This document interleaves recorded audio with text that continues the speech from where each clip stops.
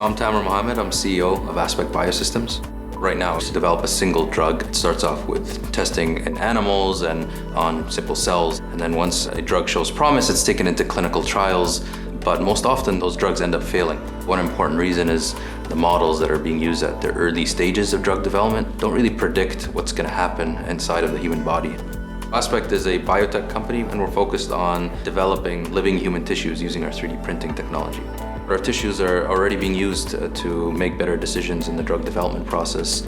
That's one thing that we're focused on. The other thing is actually creating personalized therapeutic tissues. So you can imagine one day if you have an issue with your meniscus, you'd go to the doctor's office, we would scan your knee, take a sample of cells from your body, and then using our technology, we could 3D print something that is custom to you.